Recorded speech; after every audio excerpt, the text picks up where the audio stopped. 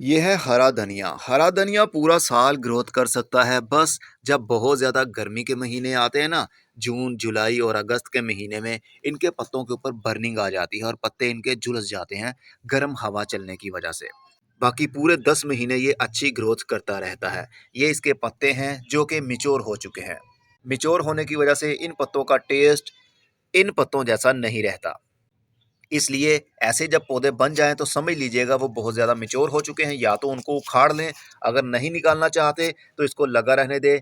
Future में इसके अंदर से एक लंबी सी स्टिक निकलेगी, उसके ऊपर फूलों के गुच्छे लग जाएँगे, फूल खिल जाएँगे और उसके बाद उनके अंदर सूखा धनिया बन जाएगा। तो उसी धनिये को दोबारा उतारिए और फिर से उनको मिट्टी के ऊपर फैला दीजिए। वो 6 से 7 दिन के बाद उग जाएँगे और फिर से ऐसा धनिया आपको देने लगेंगे। चलिए मैं इनको हार्वेस्ट कर लेता हूँ। ये रहा हमारा आज का धनिया। कितना सारा हरा धनिया उतर गया और बाकी पौधे अभी भी हैं। ये आने वाले टाइम में और भी नई-नई टहनियाँ निकालेंगे और नए-नए पत्ते निकलना शुरू हो जाएँगे। बस मिट्टी की हल्की सी गोडी कर दिया करें। मैंने ये तकरीबन चौथी या 5वीं बार हार्वेस्टिंग की है।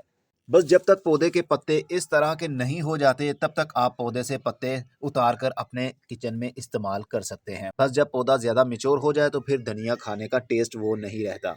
मिट्टी की हल्की-हल्की गोडी करते रहने की वजह से एरेशन बना रहता है, मॉइस्चर लेवल बना रहता है। इसको कोई खाद दें या ना दें, बस मिट्टी के अंदर बीज डाल दें और पौधा बन जाएगा और पत्ते आपको वक्त के साथ-साथ मिलते रहेंगे। कोई स्पेशल केयर करने की ज़रूरत नहीं है। शेड में लगाएँ या फिर धूप में लगाएँ, ये हर जगह पर चलता है। बस जैसा मैंने बताया, ज़्यादा गर्मी की वजह से इसको प्रॉब्लम होती है।